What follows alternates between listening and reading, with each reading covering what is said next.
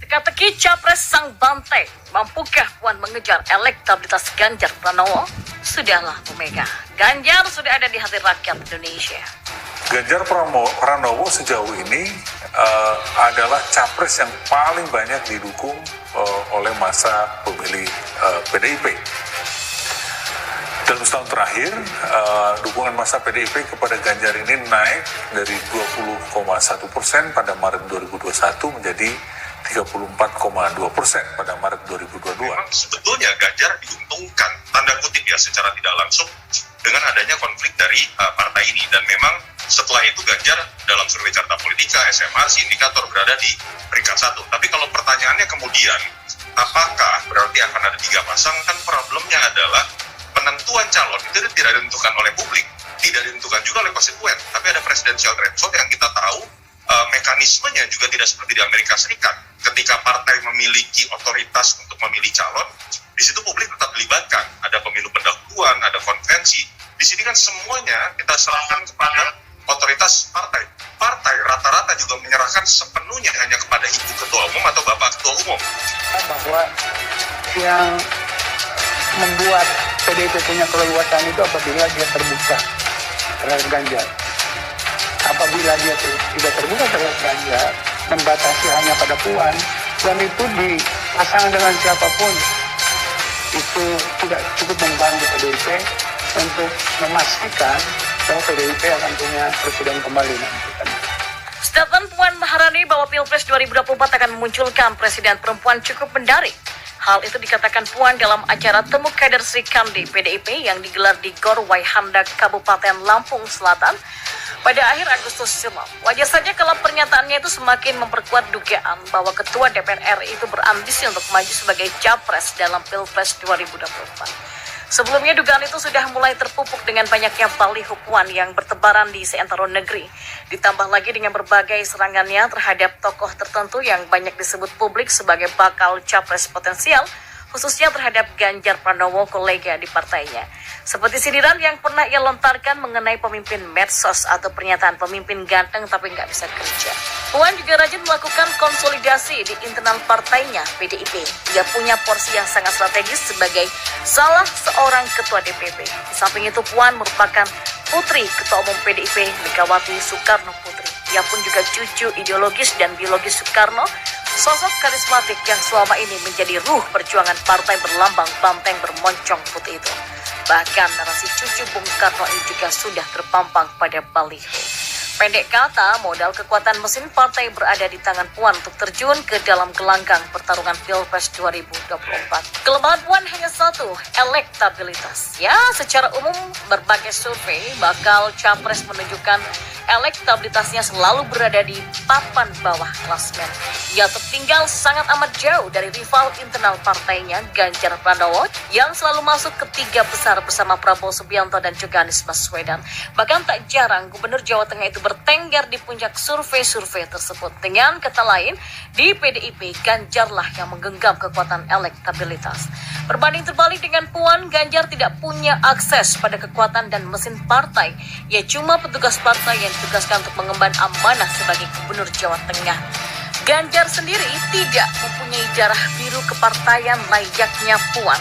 Ia cuma kader biasa, bahkan saking biasanya, ia beberapa kali tidak diundang dalam acara-acara konsolidasi PDIP yang dilakukan oleh Puan, sekalipun lokasinya itu di Semarang, wilayah kekuasaannya sebagai Gubernur Jawa Tengah.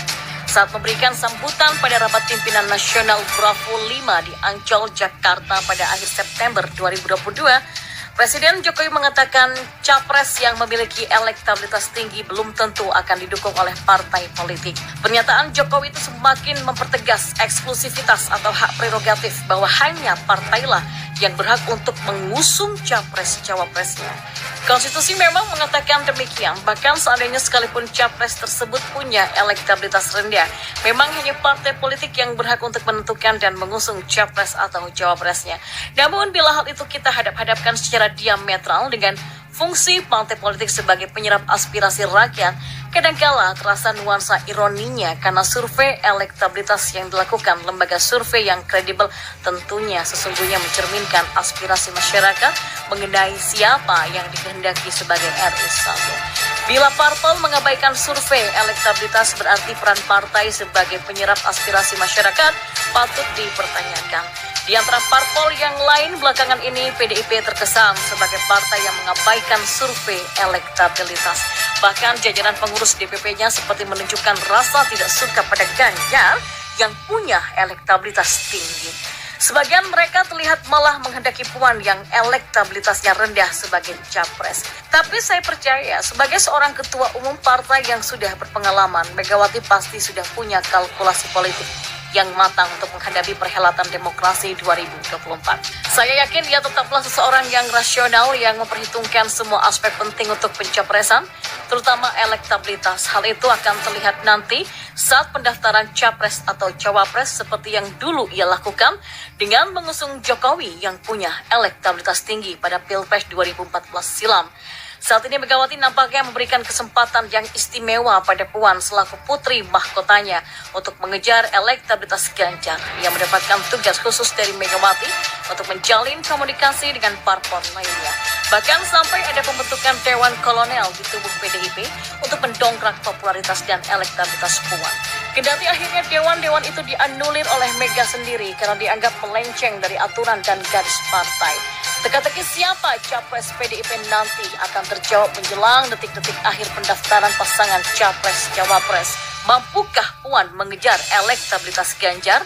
Pada waktu itu, siapapun yang elektabilitasnya lebih tinggi, itulah capres sang banteng. Jadi pertanyaannya, Puan atau Ganjar? Jika Puan ngotot nyapres, sudah pasti Anies bisa melenggang mulus. Kita tahu Anies dicalonkan oleh Nasdem, Ganjar dicalonkan rakyat, dan ini adalah judul video Cokro TV beberapa hari yang lalu. Ya, terdengar keren dan membuai hati cebong, tapi mohon maaf kalau penulis katakan ini di luar fakta. Faktanya partai politik dan gabungan partai politik yang bisa memajukan seseorang menjadi capres dengan PT minimal 20%. Lalu seberapa banyaknya pendukung Ganjar yang disebut rakyat tidak akan ada artinya jika tidak ada partai yang mencalonkan Ganjar sebagai capres. Sejauh ini yang bisa dilakukan rakyat pendukung Ganjar adalah melakukan opini-opini publik, mendekam PDIP untuk memajukan Ganjar sebagai capresnya. Peluang Ganjar dimajukan partai lain nyaris mustahil setelah Ganjar menegaskan siap mendukung penuh PDIP menang 3 periode. Saya sih gak berniat mengecilkan hati pendukung Ganjar ya, tapi saya mendukung penuh pendukung Ganjar untuk menekan PDIP lewat opini-opini publik. Tapi mungkin sarannya, lakukanlah lebih terkoordinasi, jangan terlalu brutal, dan kalau bisa jangan bertentangan dengan sikap Ganjar.